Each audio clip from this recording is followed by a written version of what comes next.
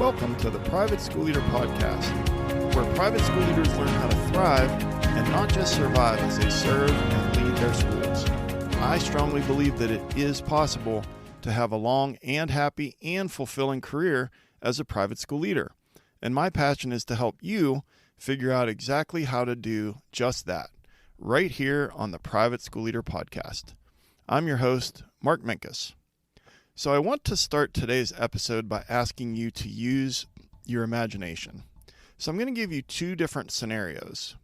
But before I get into these two scenarios, you need to think of a parent at your school.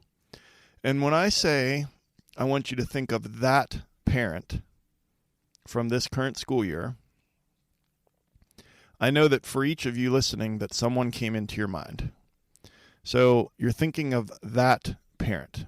All right, so tuck that away for a moment. Let me give you these two scenarios. Scenario number one, it's a Tuesday night at 7 p.m. and you're sitting on the couch, either by yourself or with your spouse, your partner. You're sitting on the couch. It's kind of rare that you have some time. You have a little bit of energy left and you decide you're going to watch a couple of episodes of your favorite TV show. Maybe it's a newer TV show, or you're binging something, or you're watching a couple of old episodes of Friends or Seinfeld or something like that. So you're sitting on your couch, 7 p.m. on a Tuesday night. And you look to your left, and between you and your spouse or partner is that parent. That parent is sitting right next to you on your couch. And they're sitting right next to you, and you sit there and you watch that episode on your TV. Okay? So I know that just sent a chill down your spine. It did for me. Scenario number one. So scenario number two. It's Thursday morning. It's early. Your alarm goes off. You roll over to say good morning to the person that you share a bed with, if you share a bed with someone. You roll over and you go to say good morning, and that parent is lying next to you in bed. Okay. So I can hear what you're thinking. You're like, okay, Mark has finally lost it. That's awful. That's terrible. That sends a chill down my spine. Why would he even say that? I would never, ever invite that parent to my house, much less in my house.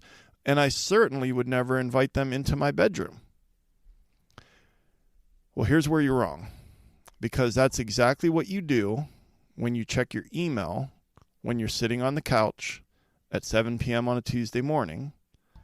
And that's exactly what you do when you check your email on your phone when you're lying in bed before you get out of bed in the morning. How many times has a parent email ruined your evening or ruined a few hours of your weekend? How many times has a parent email negatively impacted your day before you even got out of bed? So we're going to put a stop to all that. And on today's episode of the Private School Leader Podcast, I'm going to teach you how to stop inviting parents into your home after 7 p.m. So I want to say thank you for listening to the podcast every week by giving you a free gift. And since we're talking about parents on this episode, I have a guide called The 7 Steps to Having Successful Meetings with Upset Parents. And this is an 11-page PDF that gives you a step-by-step plan to have better meetings with parents at your school. And it goes into great detail. Every good coach has a game plan. Every good teacher has a lesson plan. But I really believe that too many private school leaders don't have a plan when they sit down to meet with an upset parent. Well, now you've got a plan, and I want you to grab this free guide. Go over to theprivateschooleader.com/meeting to get the 7 steps to having successful meetings with upset parents, theprivateschooleader.com/meeting. And that's just a way for me to say thank you for listening to the podcast every week. And one more thing, being a private school leader is just a very, very difficult job. Sometimes it feels relentless. It feels unsustainable. And if you've listened to the podcast for any length of time, you know that back around 2010, 2011, that I was in pretty rough shape and that I thought about getting out of school leadership altogether. But I figured out how to make it better. I figured out how to get out of survival mode. And I figured out how to go from just barely surviving to thriving and feeling fulfilled and happy and excited to go to work every day. And I can teach you how to make it better too. You don't have to make the same mistakes that I made, because I want to teach you how to go from surviving to thriving, and I want to teach you how to have a long and happy and fulfilling career as a private school leader. And in order to do that, I created an online course called Thrive Academy, and you can check out that. You can check out Thrive Academy at theprivateschoolleader.com/thrive, privateschoolleader.com/thrive. When you click on that, there's a 8-minute video at the top of that page. Give it 8 minutes. Check it out. See what you think. And see if this is something that could change the way that you approach work, change the way that you feel, change the way that you feel about home and how much of you is left at the end of the day, and all of those things that are running through your head. I just encourage you to check that out. privateschoolleader.com/thrive. Okay. So in today's topic, 6 ways to stop inviting parents into your home after 7 p.m., it's really, really important to get that clear picture that I asked you to paint before in your imagination of you sitting on the couch and that parent is sitting next to you, or lying in your bed and you roll over in the morning and that parent is lying next to you in the bed. And I want you to just even soak in that feeling. Feel what you would feel like. You would feel horrified. You'd feel that it was an invasion. You would feel like that, does this never stop? You would feel like this person is the last person I want to be with right now. This is my time. All of the things that you would feel if that happened. It's important to have those feelings, because what I'm going to ask you to consider is not going to be the easiest thing, because most of us are addicted to our email inbox. And that's one of the reasons that we're manically checking email at all hours of the night and the morning. And then we're coming across from time to time those emails from those parents that send our day going in a really, really bad direction or ruin our evening. So let's get into the 6 ways to stop inviting parents into your home after 7 p.m. Number 1, change your mindset. Number 2, turn off notifications. Number 3, decide on times and places. Number 4, create more friction. Number 5, have a designated workspace. And number 6, prioritize yourself and your loved ones. So just a quick disclaimer. I know the title of this episode says how to stop inviting parents into your home after 7 p.m. For you, the whole idea, I had to pick a time. The whole idea is that at some point in the evening, that after that time that you decide that you're not going to be checking school email, and also that there's a time in the morning where you're not going to be checking it until a certain time. And so again, 7 p.m., that was just the time that I picked because I had to pick a time to make the title make sense. But you're going to see what I'm talking about especially when we get to number 3, decide on times and places. Okay. So number 1 is change your mindset. So how are we going to keep these parents out of our house? How are we going to keep these parents out of our head?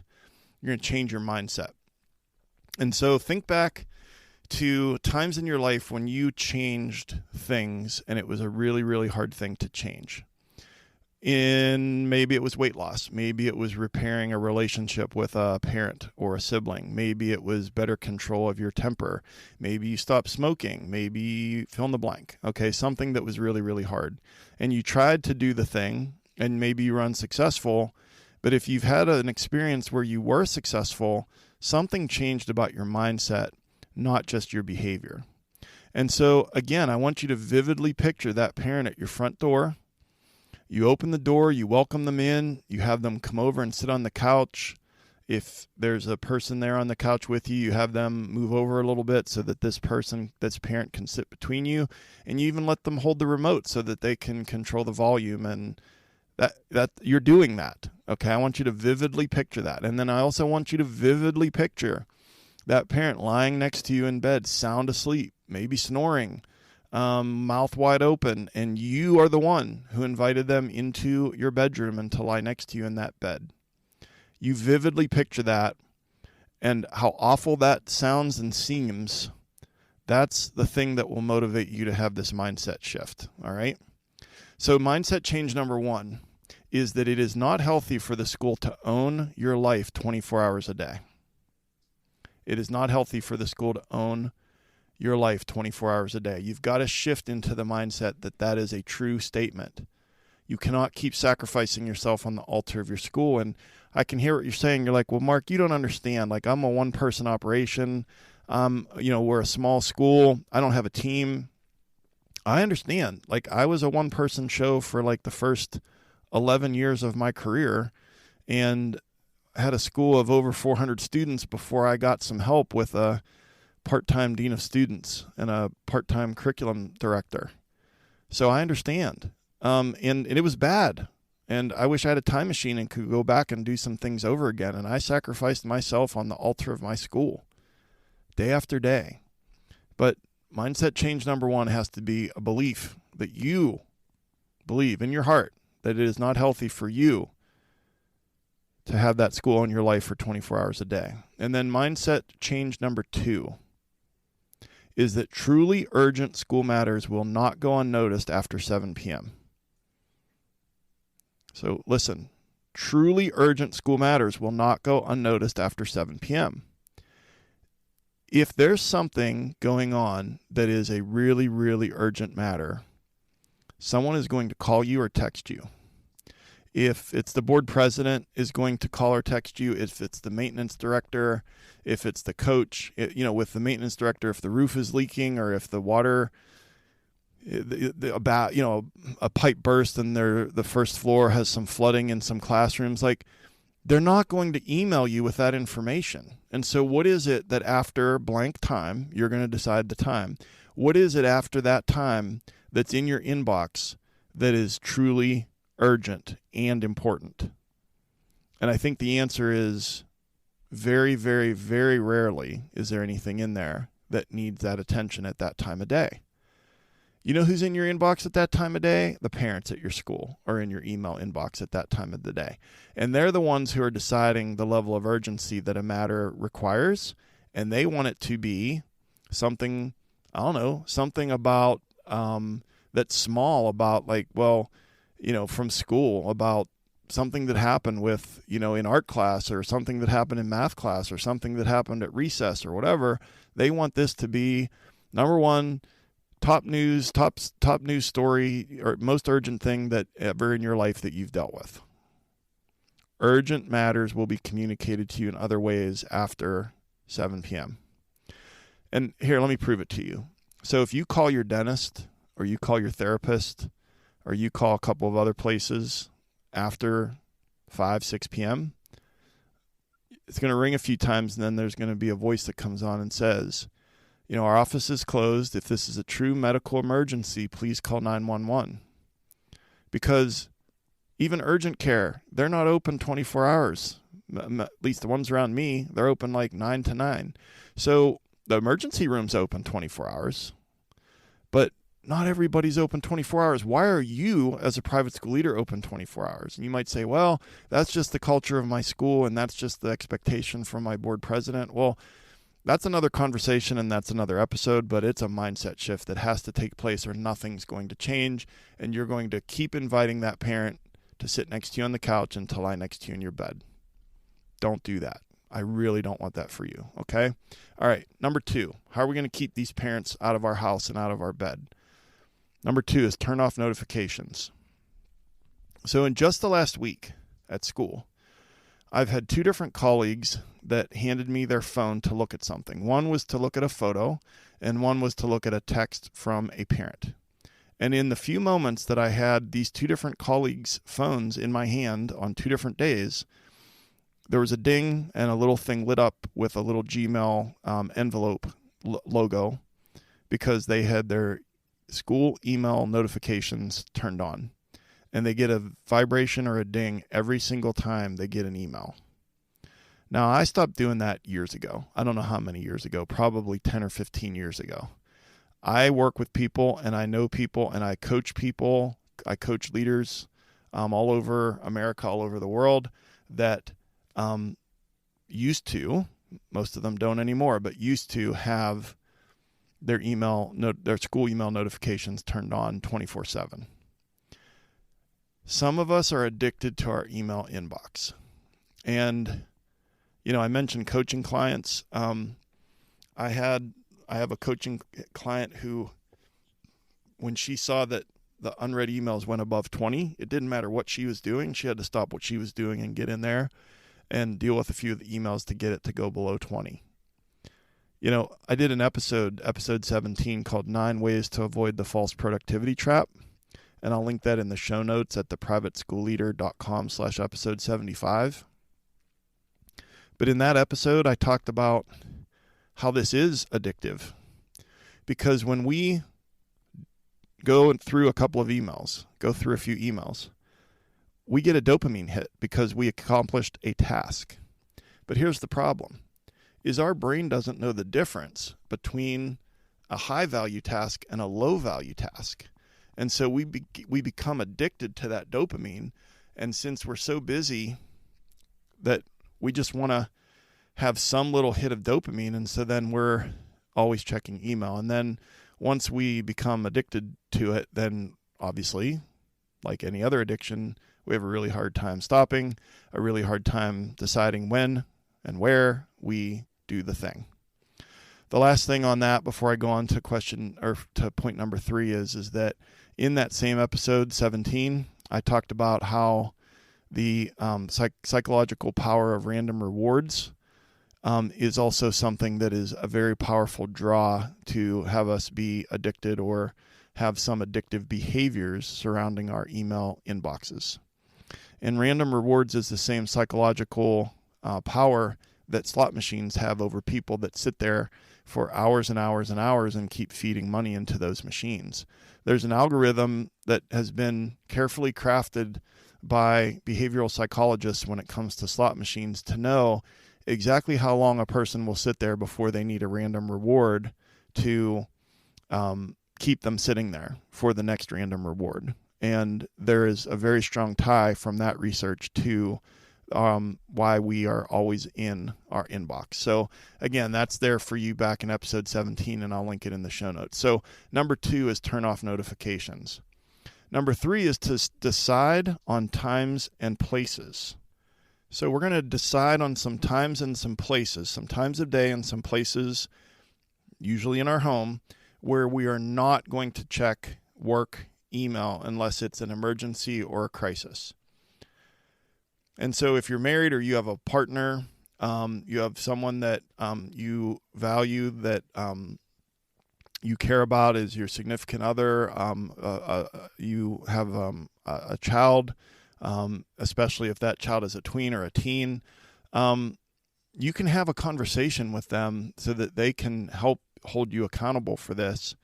But, for me, with my wife, with my daughters, it was bad. It was a problem. And they would make comments about it, oh, you're on email, I see the school is more important than us. And, just those kinds of things that were very, very true and very earned. And I deserved for them to say those things to me.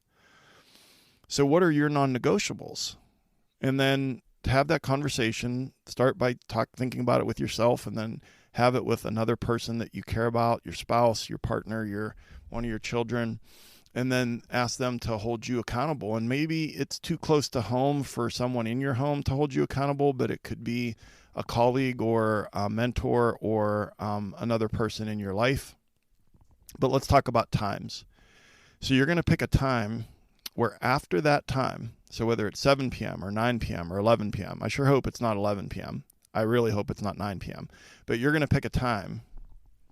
And after that time, you're not going to look at school email unless it's an emergency or a crisis. And the way that you're going to find out that you need to look at email is because someone's going to reach out to you, the board president, the maintenance director, the coach, because the bus broke down on the way back from the basketball game. They're going to reach out to you. But after a certain time, you are not going to check school email. And then you're also going to pick a time where you're not going to check it before that time.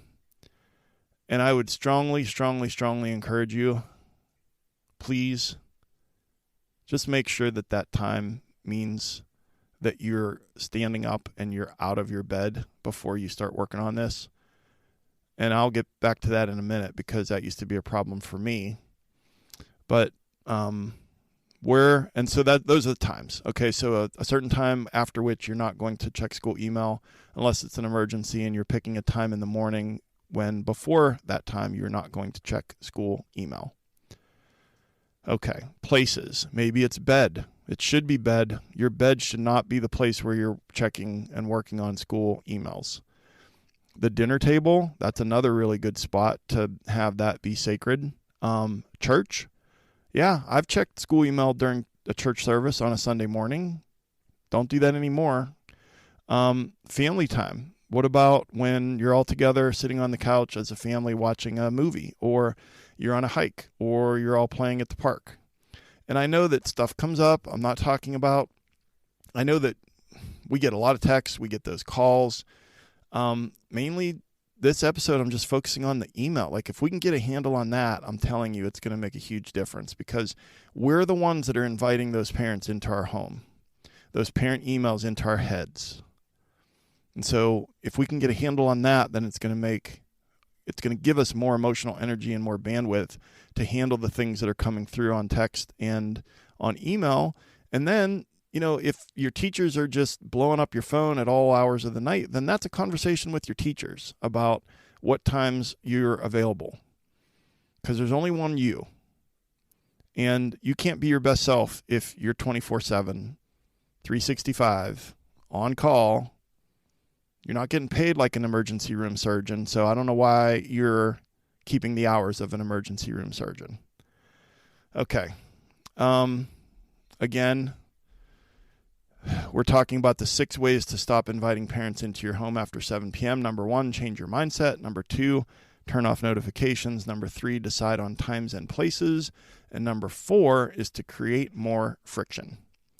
And I've talked about this on the podcast before. You need to create more friction between you and the icon on your phone for your school email, more friction between you and your email on your laptop.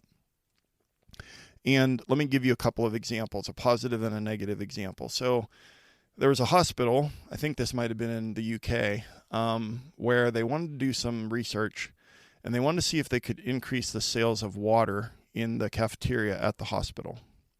And so the only thing that they did was that they changed the displays. They changed where the water was displayed, and they made it a lot easier to reach. There was a water display right next to the cashier.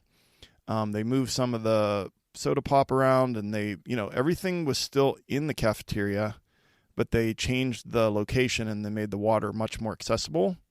And then after a month and after 2 months, the data was what you probably think that I'm about to say. You'd be right, is that water sales skyrocketed, and it was all about just the moving of the location. And so I create more friction. That's drinking water. That's access to something that's good for you. In my office at school, I create all kinds of friction between myself and junk food. Okay. So in my office, the only things that I have in my fridge are Greek yogurt, bottles of water, some cans of Coke Zero, and then in the little freezer compartment are my once a day microwavable Weight Watchers or Lean Cuisine or Healthy Choice or whatever. Okay. And then in my cupboard, the only thing I have are these low fat protein bars. That's the only food that exists in my office, because I know that if I've got candy bars or M&Ms or mini muffins or like fill in the blank, you name it, that's what I'm going to be choosing to eat. And so I just create friction between myself and access to those things, because I don't have the self-control to not do that. And so since some of us, me included, don't always have good self-control when it comes to our email inbox when we're not at school, we're going to create more friction. So how can we do that? First of all, go back to the thing I said before, turn off notifications. That's more friction. It's literally zero friction when you have your notifications turned on, because it's telling you every stinking time you get an email, turn off notifications. Getting wound up about this. You need to have more than one swipe from your home screen to get to your email icon. Most private school leaders, when we hit the button on our phone and it lights up our home screen, our icon for our school email inbox is on our home screen. It needs to be at least one swipe and preferably 2 swipes to get to your email inbox icon. And it will slow you down, and it might be annoying at work, but it's going to slow you down at home.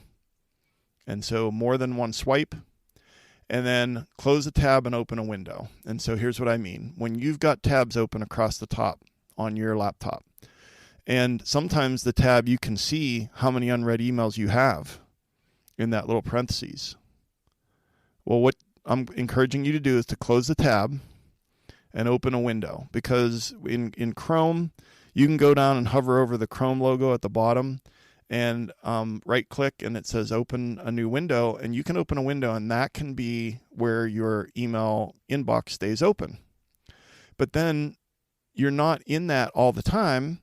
You have your tabs open for when you're doing your work and whatever, and then when it's time to check email, because if you've listened to the podcast, you know that what I recommend strongly is that you schedule time in the morning and time in the afternoon to check your email, and you build up your self-discipline to not check email outside of those times.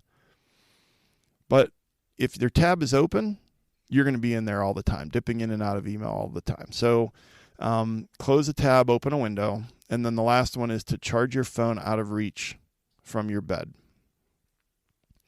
So you might say, well, my alarm on my phone wakes me up. Okay, well, it's still going to wake you up even if it's out of arm's reach.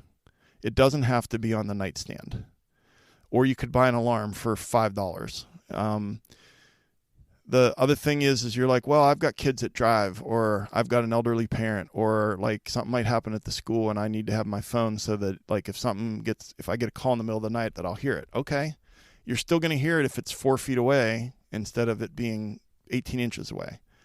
But I'm telling you from firsthand experience, because this was a game changer for me about 2 years ago, is I started charging my phone out of reach, just outside my bedroom, in the bathroom, plugged in, and then sitting on the bathroom counter. Can still hear it if it were to go off, but just not being able to reach it. You know what I'm not doing? When I wake up in the morning, what I used to do? You know what I used to do? I used to just open up email, and I'm laying there in bed. I'm looking at emails, and I'm inviting parents and problems into my bed before I roll over and say good morning to my wife that I shared a bed with. And so charge your phone out of reach. And if you do those things and you do it for a couple of weeks, you're going to see the numbers decrease as far as the amount of minutes that you're spending on email at home. Okay, 2 more real quick. Number 5, have a designated workspace. You had one during COVID, so if it's just, even if it's a chair or a desk or the corner of the kitchen table, you decide where it is, and then you have the self-discipline. You talk to, your spouse or your partner, one of your tween or teen kids, to have them hold you accountable. And if you're going to do work for school, you only do it at your designated workspace, because here's the thing. When you're sitting on the couch and you're scrolling through Instagram just for some, brain candy, or you're watching a show, or you're watching, a basketball game or whatever, it is so easy to just slide over to that icon and just keep checking work email. But if you have to get up and go over to that designated workspace before you will check school email, you're going to find that you're going to get up way less often. And if you have a designated workspace, you're going to find that you're going to be way more productive and spend less total time on work in the evenings and on the weekends, because you're going to be in that spot in a work mindset, and you're going to crank out more work in less time than you are dipping in and out of work all evening long while you're trying to do other stuff. Be fully present with the thing. If that thing is work, then be fully present with work at your designated workspace. But then when you're not, be fully present with your loved ones, or just with yourself, doing something for yourself every once in a while. That's the ticket to a long, sustainable career. And inviting parents into your home day after day, night after night, is not the ticket. It is not healthy. All right. Then finally, number 6, prioritize yourself and your loved ones. So oftentimes what we say is important to us and what we and our actions do not align. And so if I say that physical health is important to me, but then I eat a bunch of junk food and fast food and I never move my body, then my actions don't align with my words. And if I say that family time is important to me, but all I do is play video games and scroll on social media and watch sports and never pay attention to my wife and my daughters, then my actions don't align with my words. And so I really want for your priorities, which I know are to take care of yourself and to take care of your loved ones, I want your priorities, your words, your actions to all be in alignment. And so what does that look like? First of all, prioritize yourself. Here's the thing. Your brain needs a break from the cortisol.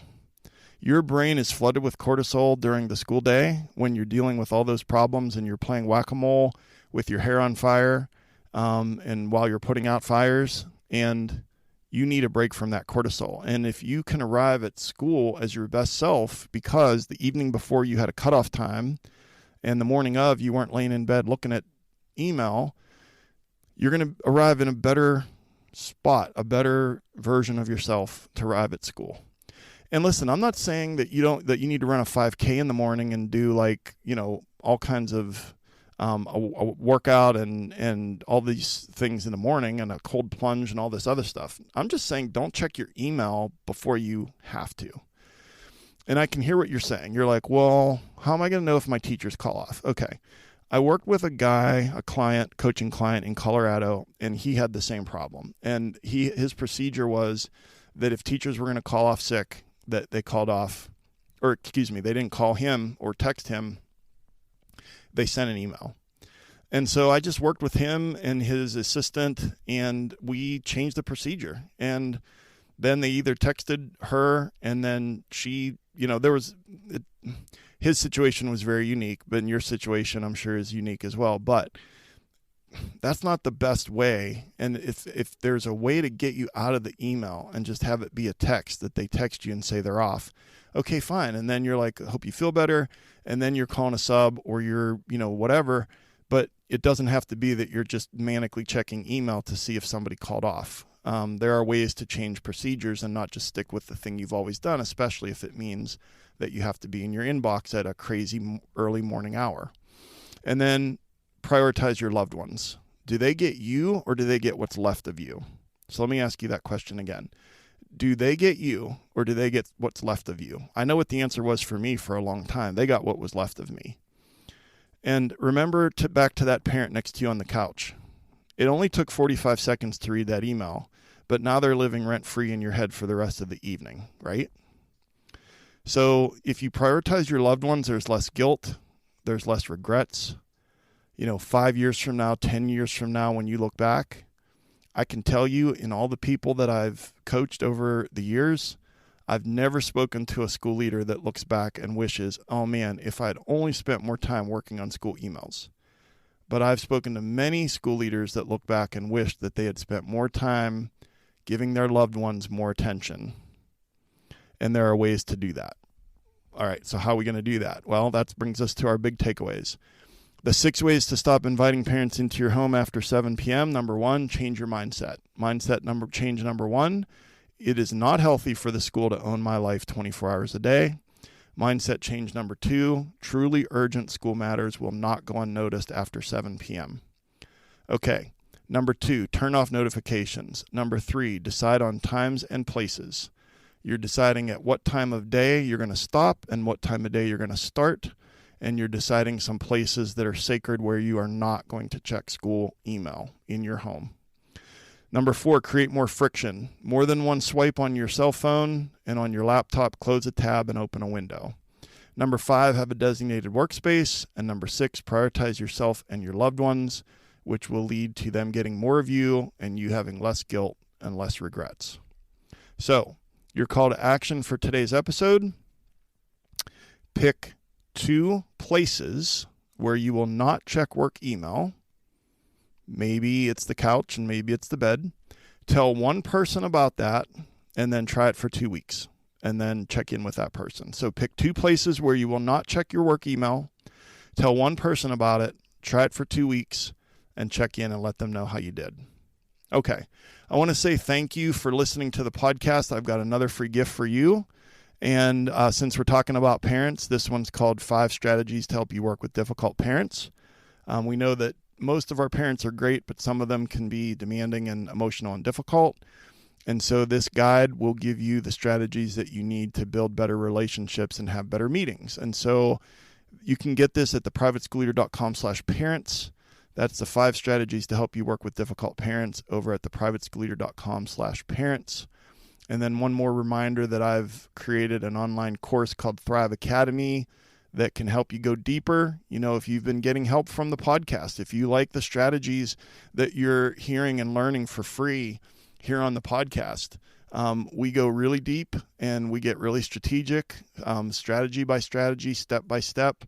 And it's all about the transformation. It's not about the information. It's about changing from where you are to where you want to be, that preferred version of yourself, that climactic scene where you are thriving and you are happy and fulfilled and want to do this for a long time. I can get you there. Thrive Academy. Check it out at theprivateschoolleader.com/thrive. And if you're getting value from the podcast, shoot me an email, mark.o.minkus@gmail.com. I'd love to hear from you. Be sure to subscribe and never miss an episode. The show notes are at theprivateschoolleader.com/episode 75. And a new episode comes out every week on Apple, Spotify, YouTube, wherever you listen to your podcasts. Please review and rate the podcast. I'm on Instagram at The Private School Leader. I'm on Twitter at The PS Leader. And if you get value from any of these episodes, please share the podcast, share the link with another leader or an aspiring leader at your school. And I've been your host, Mark Minkus. I want to say I appreciate you so much and all the amazing work that you do for the lucky students and teachers at your school. And thanks for taking some of your precious time to join me here today. And I'll see you next time right here on the Private School Leader Podcast. And until then, always remember to serve first, lead second, and make a difference.